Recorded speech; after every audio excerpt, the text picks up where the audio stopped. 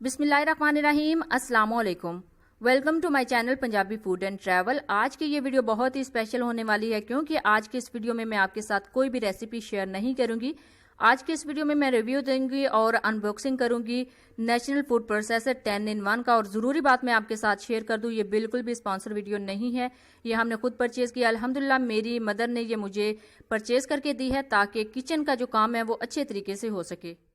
Personally ये food processor मुझे बहुत पसंद था, इसी वजह से मैंने इसको परचेज किया है। इसकी जो प्राइस है, जो ओरिजिनल प्राइस है, जिस प्राइस में मुझे मिला है, वो आपके साथ मैं ज़रूर वीडियो के लास्ट पे शेयर करूंगी। जो आपको सोशल मीडिया पे इसकी प्राइसेस नजर आती हैं वो फेक होती हैं या फिर वो कंपनीज की अपनी डिमांड होती है, लेकिन अनफॉर्चुनेटली इसकी जो एक्सेसरीज की सेटिंग है वो किसी भी सोशल मीडिया पे नहीं शेयर की गई। इसी वजह से मैंने सोचा था कि जब भी लूंगी मैं आपके साथ इसकी सेटिंग ज़रूर शेयर करूंगी। बिस्मिल्लाहिर्रहमानिर्रहीम। अब इसकी करते हैं जी अनबॉक्सिंग।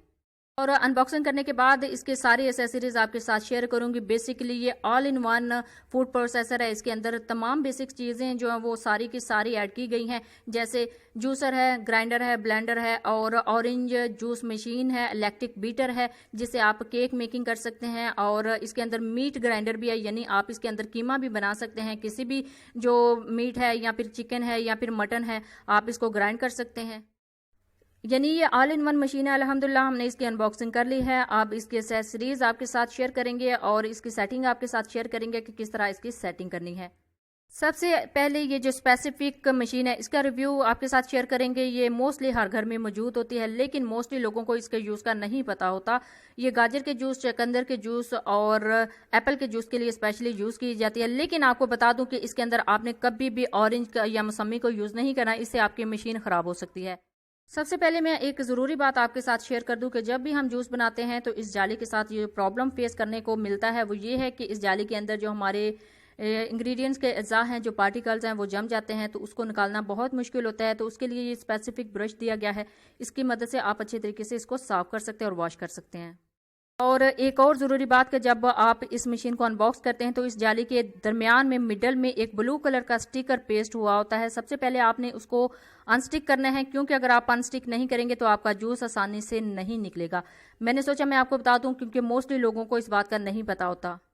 अल्हम्दुलिल्लाह अच्छे से जाली को सेट करने के बाद आप इसको अच्छे से कवर कर दिया है। और कवर करने के बाद जब आप इसको चलाएंगे तो आपने इस होल के अंदर गाजर और एप्पल या फिर चुकंदर को डाल के और इसके आगे एक गिलास रखना है या फिर कोई बाउल रखना है ताकि सारा जूस उसके अंदर जाए। तो आप ऊपर से इसको प्रेस करेंगे, इस जो हम इसके साथ एसेसरी दी हुई है, तो आपका जूस बहुत अच्छे तरीके से रेडी हो जाएगा। अल्हम्दुलिल्लाह इसका रिव्यू हो गया है। अब इसको अलग करते हैं, अब इसको खेड़ते हैं और दूसरे पार्ट्स की तरफ चलते हैं।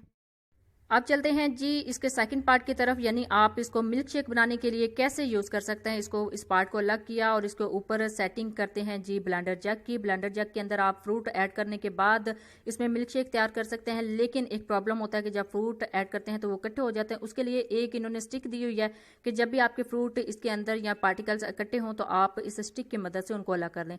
अब इसी के ऊपर हम जो है ब्लेंडर करेंगे जी मसाला जात को। तो ब्लेंडर जार दिया गया है ताकि आप मसाला जात को ईजीली इसके ऊपर ब्लेंड कर सकें। अब इसी मशीन को हम कन्वर्ट करेंगे जी ऑरेंज जूस मशीन में, तो उसके लिए एक अलग से पार्ट दिया गया है। इस पार्ट को इसके ऊपर सेटिंग करना है। इसके पीछे एक बटन दिया गया है, उस बटन को प्रेस करने के बाद अच्छे तरीके से इसकी सेटिंग करनी है।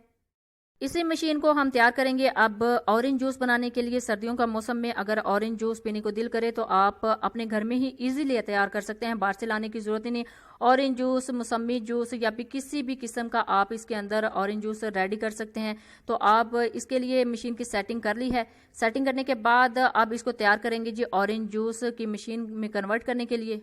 तो हुक्स खोल के मैं आपको दिखा रही हूँ कि इसके अंदर जो इसका स्क्रूल दिया गया है इसको अब हम थोड़ा सा ढीला करेंगे, यानी इसको थोड़ा सा खोलेंगे क्योंकि इसी के अंदर हमने बाकी एक्सेसरीज को भी पेस्ट करना है।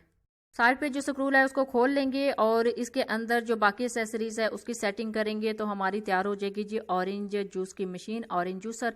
तो उसके अंदर एक स्पेसिफिक ये स्टिक दी गई है, इस स्टिक को इसके अंदर पेस्ट करना है। लेकिन इस चीज़ का ख्याल रखना है कि इसके अंदर एक होल है, होल को जो हमारा स्क्रूल है उसकी तरफ आपने प्लेस करना है।